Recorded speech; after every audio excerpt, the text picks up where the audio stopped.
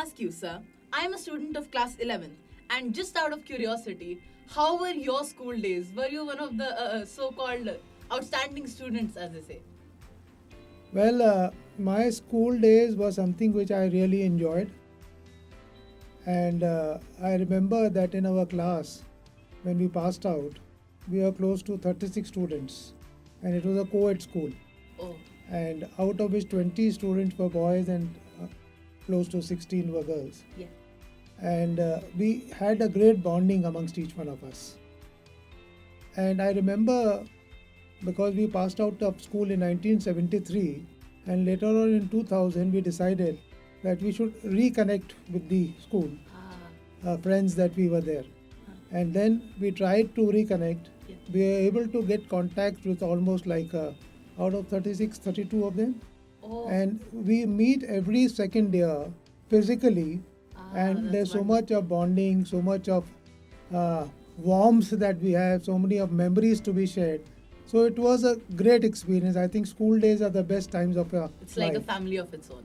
As far as my studies are concerned, you asked me as to Yeah. how I was performing. Yeah. To be honest, I must say that in my preliminary years, I was doing very well. I was studying in Schilling House at Kanpur, which was a smaller school, and the school was up to class 6 standard. And then my parents decided, when I was in class 4, to shift me to another school, which was Methodist High School at Kanpur. And that was a much bigger school.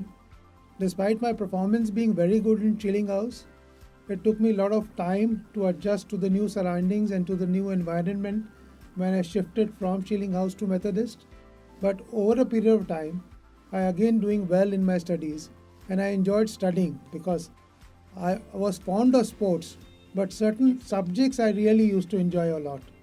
And I used to try to become in the first 3 or first 5 in the school all throughout.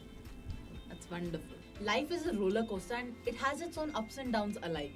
So, what are some things that you as a student struggled with? Well, I totally agree with the statement that life is a roller coaster. There are challenges, and as a student, I also faced similar challenges. I was good in certain subjects, but certain subjects where I struggled, to be honest, there were 2 or 3 which I didn't like as much. And one of them was biology, because we used to do a lot of practical Or practical work? work and dissection of small insects and frog and other things was something not my cup of tea. So I always struggled with biology. And then another subject where I was not very good was history, because in history again there were a lot of dates to be remembered, lot of names to be Things that have to be memorized. remembered exactly the way You they are. like the strategy of how things happened, how the rulers governed. I was interested in that per se, but these 2 areas or subjects were something that was not my cup of tea. On the other side, when I talk about subjects which I really enjoyed, I enjoyed mathematics because I was very good with numbers. So I loved mathematics, whether it was arithmetic or algebra or geometry. I was very fond of it.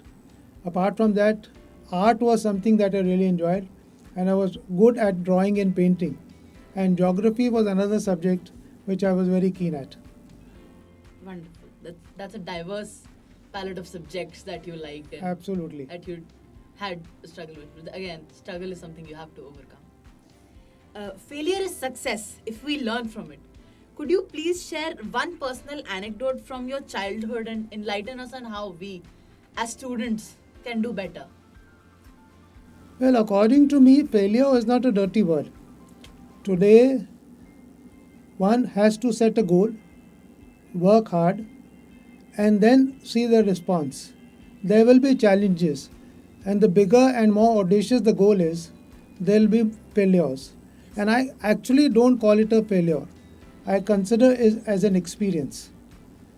Yes. And the more you fail, the more you learn, the more experience you get. It should drive the purpose or the vision that you have. So, once you have a target in mind, you are working hard to achieve the target, you can do it, and you will have impediments, roadblocks, but you can overcome those things. Yes, sir.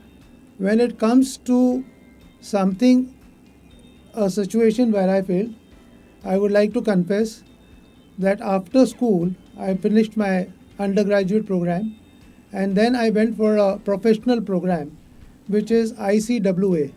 It's the Institute of Cost and Works Accountancy, Ah. which is similar to a chartered accountancy course. And I thought it was very easy program to do, but it was very challenging. When you appear for a professional program, there are lakhs of students doing it, and the success rate is only 1%, or maybe less at times. Mm. But I took it very casually, and I failed in my first go. So normally you get a second chance, but the second chance I decided that I'll take two of the tests together, the one I Oh. failed in and the advanced test as well, and I made it a point that I will do them together and prove myself that I can do it.